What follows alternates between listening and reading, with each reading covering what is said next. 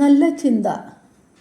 MBBS-ഉം MD-യും കഴിഞ്ഞപ്പോൾ അയാൾക്ക് ഒരാഗ്രഹം, കരിയർ ഒന്ന് മാറ്റിപ്പിടിച്ചാലോ എന്ന്. എന്നിട്ട് നേരെ പോയി LLB LLM പാസ്സായി വക്കീലായിട്ട് എൻറോൾ ചെയ്തു. എന്നിട്ടും മതിയായില്ല. പിന്നീട് അദ്ദേഹം ഏതാണ്ട് 18 ഡിഗ്രി കൂടി എടുത്തു. ഏതോ തെലുങ്ക് പടത്തിലെ നായകൻ്റെ കഥ ആണെന്ന് കരുതിയെങ്കിൽ തെറ്റി. ഇന്ത്യയിലെ ഏറ്റവും വിദ്യാഭ്യാസം നേടിയ മനുഷ്യനെ അറിയുമോ? 1954 സെപ്റ്റംബർ 14 ശ്രീകാന്ത് ജിഞ്ചക്കറിൻ്റെ ജനനം. ശ്രീകാന്ത് ജിഞ്ചക്കറിൻ്റെ ജനനം 1973 വരെ നന്നായി പഠിക്കുന്ന ഒരു സാധാരണ കുട്ടി മാത്രമായിരുന്നു അദ്ദേഹം.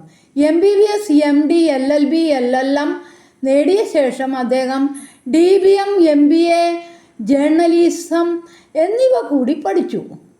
അത് കഴിഞ്ഞ് public administration, psychology, economics, Sanskrit, history, English literature, philosophy, political science, ancient Indian history, culture and archaeology, physiology എന്നിങ്ങനെ 10 വിഷയങ്ങളിൽ MA നേടി.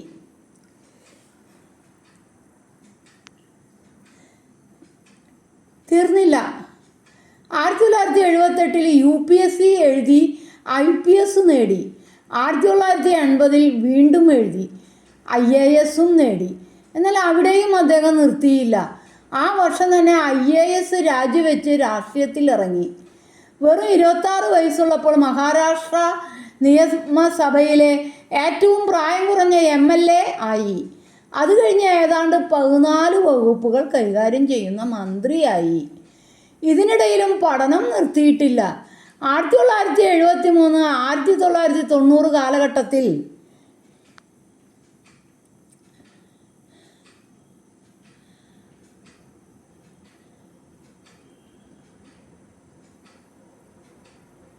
അദ്ദേഹം എഴുതിയത് 42 യൂണിവേഴ്സിറ്റി പരീക്ഷകളും നേടിയത് 20 ഡിഗ്രിയുമാണ്.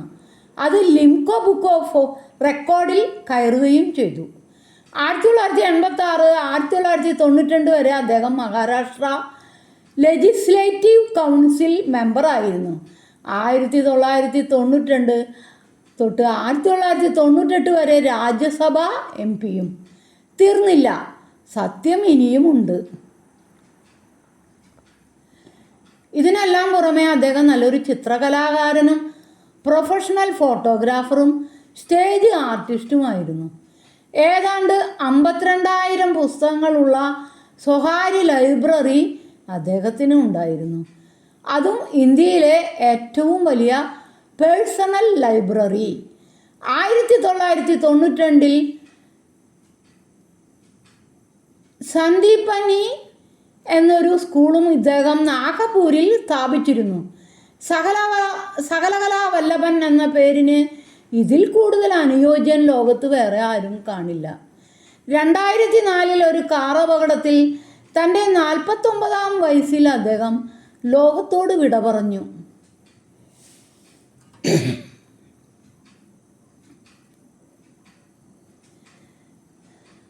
ഇത് എഴുതുന്നതിൻ്റെ ഇടയിൽ ഞാൻ ഒരു 100 പ്രാവശ്യം ആലോചിച്ചു, ഇതൊക്കെ ഉള്ളതാണോ? അങ്ങോട്ട് വിശ്വസിക്കാൻ പറ്റുന്നില്ല. കുറച്ചു നാൾ മുൻപ് പുറത്തിറങ്ങിയ ഗെയിം ചേഞ്ചർ എന്ന തെലുങ്ക് സിനിമയിൽ നായകൻ IPS IAS ഇലക്ഷൻ കമ്മീഷണർ ഒക്കെ ആയിട്ട് വരുന്നുണ്ട്. അത് തന്നെ തെലുങ്ക് സിനിമയിലെ ലോജിക് ഇല്ലായ്മ എന്നൊക്കെയാണ് ആളുകൾ പറഞ്ഞിരുന്നത്. അപ്പോൾ ഇങ്ങേര് യഥാർത്ഥ ജീവിതത്തിൽ ചെയ്തു വച്ചതിൻ്റെ 10-1 പോലും ആ സിനിമയിലുണ്ടെന്ന് തോന്നുന്നില്ല. ഇജാതി മനുഷ്യർ അതോ മനുഷ്യൻ തന്നെയാണോ? ഇതുപോലെ നമ്മളിൽ പല മനുഷ്യർക്കും ഇത്തരം അസാമാന്യ കഴിവുകളും ബുദ്ധിയുമുണ്ട്.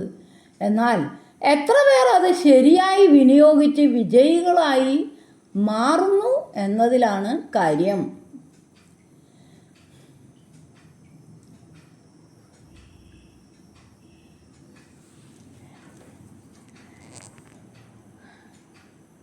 ഇയാളാണ് ഇദ്ദേഹം.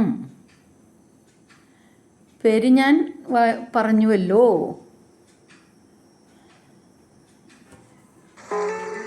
ഒരു ഉപമയും അവൻ അവരോട് പറഞ്ഞു. ഒരു ധനികന്റെ കൃഷിസ്ഥലം സമൃദ്ധമായ വിളവ് നൽകി. അവൻ ഇങ്ങനെ ചിന്തിച്ചു, ഞാൻ എന്തു ചെയ്യും? ഈ ധാന്യം മുഴുവൻ സൂക്ഷിക്കാൻ എനിക്ക് സ്ഥലമില്ലല്ലോ. അവൻ പറഞ്ഞു, ഞാൻ ഇങ്ങനെ ചെയ്യും. എൻ്റെ അറപ്പുരകൾ പൊളിച്ച് കൂടുതൽ വലിയവ പണിയും. അതിൽ എൻ്റെ ധാന്യവും വിഭവങ്ങളും സംഭരിക്കും. അനന്തരം ഞാൻ എൻ്റെ ആത്മാവിനോട് പറയും, ആത്മാവേ, അനേക വർഷത്തേക്ക് വേണ്ട വിഭവങ്ങൾ നിനക്കായി സംഭരിക്കപ്പെട്ടിരിക്കുന്നു. വിശ്രമിക്കുക, തിന്നുകുടിച്ച് ആനന്ദിക്കുക. എന്നാൽ ദൈവം അവനോട് പറഞ്ഞു, ബോഷ, ഈ രാത്രി നിന്റെ ആത്മാവിനെ നിന്നിൽ നിന്ന് ആവശ്യപ്പെടും. അപ്പോൾ നീ ഒരുക്കി വെച്ചിരിക്കുന്നവ ആരുടേതാണ്? ഇതുപോലെയാണ് ദൈവസന്നിധിയിൽ സമ്പന്നനാകാതെ തനിക്ക് വേണ്ടി സമ്പത്ത് ശേഖരിച്ചു വയ്ക്കുന്നവനും.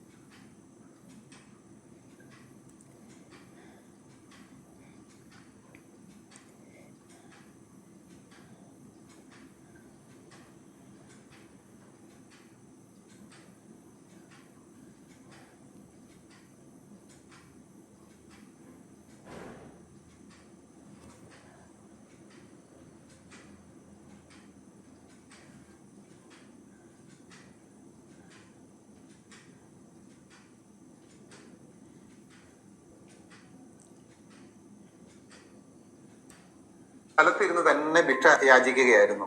അപ്പൊ അയാൾക്ക് തോന്നി, ഇങ്ങനെ ഇരുന്ന് ഭിക്ഷ യാചിക്കുന്നതിനേക്കാൾ നല്ലത് തെരുവിന്റെ മറ്റേ ഭാഗത്ത് പോയി ഒന്ന് നടന്ന് ഭിക്ഷ യാചിക്കാം. അങ്ങനെ അയാൾ ഭിക്ഷ യാചിച്ച് തെരുവിന്റെ മറുഭാഗത്തെത്തി. ആദ്യമായിട്ടാണ് അയാൾ ആ ഭാഗത്തുകൂടിയൊക്കെ കടന്നു പോകുന്നത്. അപ്പോ ഇയാൾ ഭിക്ഷ യാചിച്ച് ഒരു സ്വർണ്ണ പണിക്കാരന്റെ അടുത്തെത്തി. സ്വർണ്ണ പണിക്കാരന്റെ ചെറിയ നാണയം എടുത്ത് ഈ ഭിക്ഷക്കാരന്റെ പാത്രത്തിലേക്ക് ഇട്ടപ്പോൾ ആ പാത്രത്തിൽ നിന്ന് വന്ന ശബ്ദം അയാളെ നമ്പരിപ്പിച്ചു. അയാൾ ഭിക്ഷക്കാരനെ അടുത്ത് വിളിച്ച്, ആ പാത്രം ഒന്ന് തരൂ, ഞാനൊന്ന് നോക്കട്ടെ. ഭിക്ഷക്കാരൻ പാത്രം കൊടുത്തു. ആ സ്വർണ്ണ പണിക്കാരൻ ആ പാത്രം ഒന്ന് ഉരച്ചു നോക്കിയപ്പോൾ അയാൾക്ക് മനസ്സിലായി അതൊരു സ്വർണ്ണ തളികയാണെന്ന്. ഈ ഭിക്ഷക്കാരനോട് ഈ സ്വർണ്ണ പണിക്കാരൻ ചോദിച്ചു, നിങ്ങൾക്ക് എവിടെ നിന്നാണ് ഈ പാത്രം കിട്ടിയത്? അപ്പോൾ അയാൾ പറഞ്ഞു, ഞങ്ങളൊരു സമ്പന്ന കുടുംബമായിരുന്നു. സാഹചര്യവശാൽ ഇങ്ങനെ ദാരിദ്ര്യത്തിലായി. അപ്പൊ എനിക്കൊന്നിനും വഴിയാതെ വന്നപ്പോ ഭിക്ഷ തണ്ടാനായിട്ട് ഞാൻ ഈ പാത്രം ഉപയോഗിച്ചതാണ്. ആ സ്വർണ്ണ പണിക്കാരൻ പറഞ്ഞു, ഇത് ലക്ഷക്കണക്കിന് രൂപ വില വരുന്ന സ്വർണ്ണ പാത്രമാണ്. ഈ സ്വർണ്ണ പാത്രം വിറ്റാൽ നിങ്ങൾക്ക് ലക്ഷക്കണക്കിന് രൂപ സ്വന്തം ആഡംബരത്തോടെ ജീവിക്കുകയും ചെയ്യാം. പ്രിയപ്പെട്ടവരെ, സ്വർണ്ണ ഭിക്ഷാപാത്രവുമായി ഭിക്ഷ തണ്ടുന്ന ഈ ഭിക്ഷക്കാരനെ പോലെയല്ലേ നമ്മളിൽ പലരും? നമ്മുടെ ഉള്ളിലെ കഴിവുകളെ, നമ്മുടെ ഉള്ളിലെ സിദ്ധികളെ, നമ്മുടെ ഉള്ളിലെ സ്വർണത്തെ കണ്ടെത്താൻ നമുക്ക് കഴിഞ്ഞിട്ടുണ്ടോ? ഈ സ്വർണം എങ്ങനെയാണ് എടുക്കുന്നത്? 1 ടൺ സ്വർണ്ണ അയിര് സംസ്കരിച്ചെടുത്താലാണ്, റിഫൈൻ ചെയ്തെടുത്താലാണ് വളരെ ചെറിയ മില്ലിഗ്രാം സ്വർണം ലഭിക്കുന്നത്. അപ്പോ 1000 കിലോ സ്വർണ്ണ അയിരിനെ സംസ്കരിക്കുമ്പോഴാണ് വളരെ ചെറിയ അളവിൽ സ്വർണം നമുക്ക് ലഭിക്കുന്നത്. അതുപോലെ തന്നെ നമ്മളെ സംസ്കരിക്കാൻ നമുക്കാവണം. സംസ്കരിക്കാൻ കഴിയുന്നവനെയാണ് സംസ്കാരമുള്ളവൻ എന്ന് വിളിക്കുന്നത്. അപ്പൊ സംസ്കരിക്കണം. സ്വന്തം ചിന്തകളെ, സ്വന്തം വികാരങ്ങളെ, സ്വന്തം പെരുമാറ്റങ്ങളെ സംസ്കരിച്ചെടുക്കുകയാണ് ഈ ജീവിതത്തിന്റെ ലക്ഷ്യം. അങ്ങനെ സംസ്കൃത ചിത്തനാവാൻ നമുക്ക് കഴിയണം. ഈ ജീവിതാനുഭവങ്ങളിലൂടെ നമ്മളെയും നമ്മുടെ കുടുംബത്തെയും നമ്മുടെ കുഞ്ഞുങ്ങളെയും ഒക്കെ സംസ്കരിച്ചെടുത്ത് സ്വർണം കണ്ടെത്താൻ നമുക്ക് എല്ലാവർക്കും കഴിയട്ടെ. ഇത് പറഞ്ഞപ്പോൾ ഞാൻ എൻ്റെ ഒരു കാര്യം വർഷങ്ങൾക്ക് മുൻപ് ഗൾഫിലായിരുന്നപ്പോൾ ഉണ്ടായിരുന്ന ഒരു കാര്യം ആലോചിക്കുകയാണ്. എനിക്ക് എനിക്ക് 10ാം ക്ലാസ്സും ടൈപ്പ് റൈറ്റിങ്ങും ഉള്ളൂ. അന്ന് ഞാൻ കല്യാണം കഴിഞ്ഞപ്പോൾ ചേട്ടനോട് പറഞ്ഞു, എനിക്ക് ഗൾഫിൽ ചേട്ടൻ്റെ കമ്പനിയിൽ ഒരു സ്റ്റെനോഗ്രാഫറായിട്ട് ജോലി മേടിച്ചു തരുമോ? അപ്പോൾ എനിക്ക് അല്പം ഇംഗ്ലീഷും കിട്ടും, അറിയാം, ശമ്പളവും കിട്ടും, വീട്ടിലത്തെ പണിയൊക്കെ ഞാൻ എടുത്തോളാം, ഞാൻ നേരത്തെ പണിയൊക്കെ കഴിച്ച് ജോലിക്ക് വരാം ചേട്ടൻ്റെ കൂടെ, ചേട്ടൻ്റെ കമ്പനിയിൽ പറഞ്ഞു കഴിഞ്ഞാൽ എനിക്കൊരു ടൈപ്പും ഷോർട്ടൻ്റെ ഒക്കെ ഉള്ളതല്ലേ, എനിക്കൊരു ജോലി കിട്ടില്ലേ, നീ ഇപ്പോൾ ജോലി ഇല്ലാണ്ടിരുന്നാൽ മതി എന്ന് പറഞ്ഞു. അപ്പോഴും എൻ്റെ മനസ്സിൽ തോന്നി, ഓ എൻ്റെ അമ്മ അത്ര കഷ്ടപ്പെട്ട് പശുവിനെയൊക്കെ വളർത്തി എന്നെ 10ാം ക്ലാസ്സും ടൈപ്പ് റൈറ്റിങ് പഠിപ്പിച്ചല്ലോ, അതുകൊണ്ടൊരു കാര്യമില്ലാണ്ടായി. അങ്ങനെ ഞാൻ മനസ്സിൽ വിചാരിച്ചു. അപ്പോൾ ഞാൻ വിചാരിച്ചു, നാട്ടിലേക്ക് ലീവിനൊക്കെ പോകുമ്പോൾ ഇല്ലാത്തവരെയൊക്കെ അയലക്കത്തും നാട്ടിലുള്ള കുട്ടികളെ കാണുമ്പോൾ എന്തെങ്കിലുമൊക്കെ കൊടുക്കുവാനായിട്ട് എന്താ ഒരു വഴി കണ്ടെത്തുക എന്ന് ഞാനിങ്ങനെ മനസ്സിൽ ചിന്തിക്കും. അങ്ങനെ ഇരിക്കുമ്പോൾ ഗൾഫിലുള്ള വീടിൻ്റെ മുന്നിലത്തെ വീട്ടിൽ ഒരു മുസ്ലിം കുടുംബം, ഭാര്യ, ഭർത്താവ്, 2 കുട്ടികൾ. ഭർത്താവിന് വലിയ ജോലിയില്ല, ഭാര്യ ട്യൂഷൻ എടുക്കണു. അങ്ങനെ ഒരു ദിവസം എന്നോട് ചോദിച്ചു, ഓമനയ്ക്കും മെഷീനൊക്കെ ഉള്ളതല്ലേ, എനിക്ക് കുറച്ച് ഈ അറബികളുടെ ഡ്രസ്സുകൾ കെട്ടിടാൻ, ഒരു ജാതി പൂക്കെട്ട് കെട്ടാണ്, അത് ഞാൻ ചെയ്തു കൊടുക്കുന്നുണ്ട്. പക്ഷേ അതിൻ്റെ ഉള്ളിലുള്ള തയ്പ്പ് ഓവർലോക്ക് ചെയ്യാനുള്ള മെഷീൻ എനിക്കില്ല. ഓമനയുടെ അവിടെ മെഷീൻ ഉണ്ടല്ലോ, എനിക്ക് ഉണ്ടായാലും കാര്യമില്ല, എനിക്ക് അടിക്കാൻ അറിയില്ല. അപ്പോൾ ഞാൻ പറഞ്ഞു, അത് സാരില്ല, കെട്ടിട്ടിട്ട് ഇങ്ങോട്ട് തന്നോ, ഞാൻ ഓവർലോക്ക് ചെയ്യാം. പക്ഷെ ഞാൻ എൻ്റെ ചേട്ടനോട് പറയുന്നില്ല, ചേട്ടന് ചിലപ്പോൾ ഇഷ്ടമായില്ലെങ്കിലോ. ആളുടെ കാര്യങ്ങളൊക്കെ ചെയ്ത് ആളെ ജോലിക്ക് വിട്ടതിന് ശേഷം ഇങ്ങോട്ട് കൊണ്ടുവന്നോ, ഇത്ര മണിക്ക് ഞാനെല്ലാം അടിച്ചു തരാമെന്ന് പറഞ്ഞു. അന്ന് തൊട്ട് അത് കുറേ ഒമാനികളുടെ ഈ അറബികൾ ഇടുന്ന ആ ലോക പോലത്തെ ആ ഡ്രസ്സിനൊരു പേരുണ്ട്, എനിക്കത് ഓർമ്മയില്ലാണ്ടായി. അപ്പോൾ ഞാൻ അങ്ങനെ പറഞ്ഞ് ഞാനങ്ങനെ അതിനെ അങ്ങോരെ കൊണ്ട് അത് കൊണ്ടുവരിച്ചു. അങ്ങോട്ട് കൊണ്ടുവന്ന് വന്നു വീട്ടിലേക്ക്. തൊട്ട് മുന്നിൽ തന്നെയാണ് എൻ്റെ വീട്, ഞങ്ങളുടെ വീട് മസ്കറ്റിൽ, റുബിയിൽ. അപ്പോൾ അങ്ങനെ ഞാൻ തയ്ച്ചു കൊടുക്കും. ഞാൻ വേഗം പണികളൊക്കെ കഴിച്ച് ചേട്ടൻ്റെ ഭക്ഷണം, ചേട്ടൻ ഉച്ചയ്ക്ക് ചോറിനാൻ ജോലി സ്ഥലത്ത് നിന്ന് വരുമ്പോഴേക്കും ഞാൻ എൻ്റെ തയ്പ്പ് വേഗം തയ്ച്ച് സാധനങ്ങളൊക്കെ കൊടുക്കും, അങ്ങോരയിൽ ഏൽപ്പിക്കും. ആൾ അറിഞ്ഞു കഴിഞ്ഞാൽ സമ്മതിക്കില്ല. അപ്പോൾ പിന്നെ ഒരു നന്മ പ്രവൃത്തി അല്ലേ എത്രയായാലും, അതിപ്പോൾ പറഞ്ഞില്ലെങ്കിലും സാരമില്ല. പിന്നെ ആളുടേതായ കാര്യങ്ങളും കുടുംബത്തിൻ്റേതായ കാര്യങ്ങളും, മൂത്ത കുട്ടി മാത്രമേ ഉള്ളൂ, ആ കുട്ടീനെ സ്കൂളിലേക്ക് വിടലും എല്ലാ കാര്യങ്ങളും ഭംഗിയായിട്ട് നടത്തുന്നുണ്ട്. അപ്പോൾ ആളോട് പറയണ്ട, കുറച്ച് സൂക്ഷിപ്പ് കാശ് ഉണ്ടാക്കട്ടെ. നാട്ടിൽ പോകുമ്പോൾ പാവപ്പെട്ട നാട്ടിലുള്ള വല്ലവരൊക്കെ കാണുമ്പോൾ അവർക്ക് എന്തെങ്കിലും അത്യാവശ്യത്തിനുള്ളത് മേടിച്ച് കൊണ്ട് പോവാം ഈ കാശ് കൊണ്ട് എന്ന് കരുതിയാണ് ഞാനിതൊക്കെ ചെയ്തത്. കാശ് കിട്ടുന്ന കാര്യം എനിക്കറിയില്ല, പക്ഷേ കുറച്ച് നാൾ കഴിഞ്ഞപ്പോൾ അത് കുറേ അധികം കാശ് എനിക്ക് കൊണ്ടുവന്നു. ഞാൻ അതിശയിച്ച് പോയി. അപ്പോൾ എന്നോടൊരു കാര്യം പറഞ്ഞു, ഓമനത് മേടിക്കേ. അപ്പോൾ ആൾ മുസ്ലിമാണ്. എന്നിട്ട് ആളെന്നെ പറയും, നിങ്ങളുടെ ബൈബിളിൽ പറയണില്ലേ അധ്വാനിക്കുന്നവൻ കൂലിക്ക് അർഹനാണെന്ന്. എത്ര കഷ്ടപ്പാട് കഴിച്ചിട്ടാ ഓമന എനിക്ക് ഞാൻ പറഞ്ഞപ്പോൾ എനിക്കത് ചെയ്തു തന്നെ. കുറേ കാശ് കൊണ്ടുവന്ന് മേശപ്പുറത്ത് വെച്ച് പോയി. പിന്നെ ഇതേപോലെ തയ്ക്കാൻ കൊണ്ടുവരും, ഇതേപോലെ കാശ് തരും, കൊണ്ട് മേശമ വയ്ക്കും. അങ്ങനെ ഞാൻ നാട്ടിലേക്ക് പോകാറാകുമ്പോൾ എല്ലാ നാട്ടിലെ അയൽക്കത്തും പാവപ്പെട്ട വീടുകളിലുള്ള കുടുംബങ്ങളിലത്തെ കുട്ടികളെയൊക്കെ ഓർമ്മ വരും. അപ്പോൾ അവർക്ക് ആവശ്യമുള്ള സ്കൂളിലേക്ക് ആവശ്യമുള്ള പുസ്തകം, നോട്ട്, പെൻസില്, റബ്ബർ, അങ്ങനെ അങ്ങനെ അങ്ങനെ അങ്ങനെ ഓരോ കാര്യങ്ങൾ ഓർമ്മ വരും. അതൊക്കെ മേടിച്ച് വയ്ക്കും. എന്നിട്ട് പറീസനോട് പോണ നേരമാകുമ്പോൾ പറയും, 2 ആങ്ങളാർ ഗൾഫിലുണ്ടായിരുന്നു ആ കാലത്ത്, ഇതെൻ്റെ ആങ്ങളാർ തന്നേക്കണതാ അവിടെ ഇന്ന ആൾക്ക് കൊടുക്കാനായിട്ട്, അധികമൊന്നുമില്ല, അത് ഞാൻ പെട്ടിയിൽ വെക്കുന്നുണ്ട് കേട്ടോ. എവിടെ ഞാൻ കാശ് തയ്ച്ചുണ്ടാക്കിയ കാശ് കൊണ്ട് മേടിച്ചതാണ് എന്നുള്ളത് പറയാൻ പറ്റുമോ? ആങ്ങളാർ തന്ന് ഏൽപ്പിച്ചതാണ്, നിനക്ക് ഇഷ്ടമുള്ളവർക്ക് പാവപ്പെട്ടവർക്ക് നീ കൊടുത്തോളാൻ പറഞ്ഞ് തന്നതാണെന്നും പറഞ്ഞേ വലിയൊരു അങ്ങനെയും പറയും. അപ്പോൾ ഓരോ കാര്യങ്ങളും നന്മയ്ക്ക് വേണ്ടി ഇങ്ങനെ ചിന്തിച്ചു കൂട്ടും. അപ്പം പക്ഷേ എത്ര കാലമെന്നറിയോ ഞാൻ അങ്ങനെ തയ്ച്ച് കിട്ടിയ കാശ് പാവപ്പെട്ട കുട്ടികൾക്ക് കാര്യങ്ങൾക്ക് വേണ്ടിയിട്ട് ഉപയോഗിച്ചത്. അപ്പോൾ എനിക്ക് തയ്ക്കാൻ അത്യാവശ്യം അറിയാം. വലിയൊരു തയ്പ്പല്ല, എന്നാലും എനിക്ക് തയ്ക്കാൻ അറിയാം. ഈ ചെറിയ ചെറിയ സാധനങ്ങളൊക്കെ തയ്ക്കാൻ അറിയാം. അപ്പോഴത്തേന് ഈ മെഷീനിൽ ഓവർലോക്ക് ഇൻ്റർലോക്കൊക്കെ ഉള്ള മെഷീനാണ്. അപ്പോൾ അത് ബട്ടൺ ഇട്ട് കഴിഞ്ഞാൽ അതങ്ങോട്ട് പൊക്കോളും. അങ്ങനെയാണ് കുറേ കാശുണ്ടാക്കി കുറേ പാവപ്പെട്ടവരെ സഹായിക്കാൻ എനിക്ക് പറ്റിയിട്ടുണ്ട്.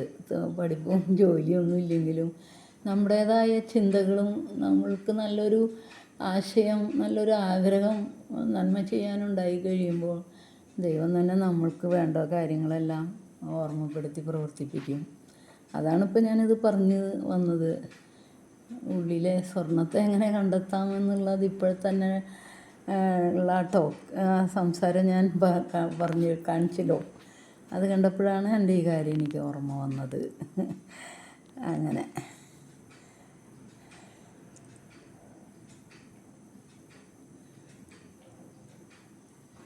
ഒരു കഥയാണ് മല്ലന്റെയും മാധേവന്റെയും കഥ. മല്ലനും മാധേവനും ചങ്ങാതിമാരായിരുന്നു. അവർ രണ്ടുപേരും കൂടി തന്റെ ഗ്രാമത്തിൽ നിന്ന് ഒരു ദിവസം കാട് കടന്ന് പട്ടണം കാണാൻ പുറപ്പെട്ടു. രാവിലെ അമ്മമാർ കൊടുത്ത ഭക്ഷണം പൊതിയുമായി കഥ പറഞ്ഞും കളി പറഞ്ഞും മല്ലനും മാധേവനും തമാശകളൊക്കെ പറഞ്ഞ് നടന്നു. വനത്തിന്റെ നടുവിലെത്തിയപ്പോൾ പെട്ടെന്ന് അവരെ കണ്ട കരടി ആക്രമിക്കാൻ വന്നു. മരം കയറാൻ അറിയാമായിരുന്ന മല്ലൻ വേഗം ചാടി മരത്തിൽ കയറി രക്ഷപ്പെട്ടു. പെട്ടെന്ന് മാധേവൻ എന്ത് ചെയ്യണമെന്നൊരു അന്താളിപ്പ്. ഉടൻ മരിച്ചതുപോലെ മാധേവൻ ശ്വാസം പിടിച്ചു കിടന്നു. കരടി ചത്തതിനെയൊന്നും തിന്നാറില്ലത്രേ. കരടി വന്ന് അവനെ മണത്തു നോക്കിയിട്ട് ചത്ത ജീവിയെ കാണാതെ കടന്നുപോയി. കരടി കടന്നുപോയി കഴിഞ്ഞപ്പോ മല്ലൻ മരത്തിൽ നിന്നിറങ്ങി കൂട്ടുകാരന്റെ അടുത്ത് ചെന്ന് ലോഹ്യം ചോദിച്ചു, മാധേവ, നിന്നോട് കരടി എന്താടാ പറഞ്ഞത്? മാധേവൻ എഴുന്നേറ്റ് നിന്ന് പറഞ്ഞു, മല്ലന്റെ മുഖത്ത് നോക്കി പറഞ്ഞു, ആപത്തിൽ ചതിക്കുന്നവൻ യഥാർത്ഥ സുഹൃത്തല്ല എന്നാണ് കരടി എന്നോട് പറഞ്ഞത്. പ്രിയപ്പെട്ടവരെ, നമുക്ക് ഏറ്റവും പ്രധാനപ്പെട്ടത് വേണ്ടത് നല്ല സുഹൃത്തുക്കളാണ്. നമ്മുടെ മക്കൾക്ക് ആത്മാർത്ഥതയുള്ള സുഹൃത്തുക്കൾ ഉണ്ടോ? അല്ലെങ്കിൽ അവന്റെ സുഹൃത്തുക്കൾ ആരാണെന്ന് നമ്മൾ അന്വേഷിച്ചിട്ടുണ്ടോ? എന്റെ മക്കൾക്ക് ആത്മാർത്ഥതയുള്ള സുഹൃത്തുക്കൾ വേണമെന്ന് നാം ആഗ്രഹിക്കാറുണ്ട്. നമ്മുടെ മക്കളോട് എപ്പോഴെങ്കിലും പറയാറുണ്ടോ മറ്റുള്ളവരുടെ ആത്മാർത്ഥ സുഹൃത്തായിരിക്കണമെന്ന്? ആപത്ത് കാലഘട്ടത്തിൽ കൂടെ നിൽക്കുന്നവനാണ് ആത്മാർത്ഥ സുഹൃത്ത്. നമ്മുടെ മക്കൾക്ക് ധാരാളം ആത്മാർത്ഥ സുഹൃത്തുക്കളെ കിട്ടാൻ ഭാഗ്യം ലഭിക്കട്ടെ.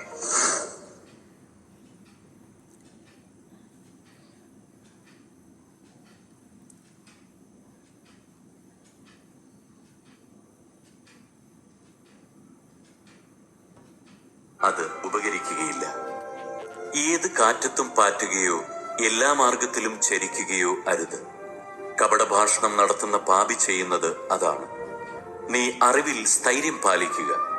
നിന്റെ വാക്കുകളിൽ പൊരുത്തക്കേടുണ്ടാകരുത്. കേൾക്കുന്നതിൽ ജാഗരൂകതയും മറുപടി പറയുന്നതിൽ അവധാനവും കാട്ടുക. അറിയാമെങ്കിലേ പറയാവൂ, ഇല്ലെങ്കിൽ വായ് തുറക്കരുത്. മാനവും അവമാനവും വാക്കിലൂടെ വരുന്നു. വീഴ്ചയ്ക്ക് വഴിതെളിക്കുന്നതും നാവ് തന്നെ. വ്യാജം കൊണ്ട് നേടിയ ധനത്തിൽ ആശ്രയിക്കരുത്. ആപത്തിൽ അത് ഉപകരിക്കുകയില്ല. ഏത് കാറ്റത്തും പാറ്റുകയോ എല്ലാ മാർഗത്തിലും ചരിക്കുകയോ അരുത്. കപടഭാഷണം നടത്തുന്ന പാപി ചെയ്യുന്നത് അതാണ്. നീ അറിവിൽ സ്ഥൈര്യം പാലിക്കുക. നിന്റെ വാക്കുകളിൽ പൊരുത്തക്കേടുണ്ടാകരുത്. കേൾക്കുന്നതിൽ ജാഗരൂകതയും മറുപടി പറയുന്നതിൽ അവധാനവും കാട്ടുക. അറിയാമെങ്കിലേ പറയാവൂ, ഇല്ലെങ്കിൽ വായ് തുറക്കരുത്. മാനവും അവമാനവും വാക്കിലൂടെ വരുന്നു. വീഴ്ചയ്ക്ക് വഴിതെളിക്കുന്നതും നാവ് തന്നെ.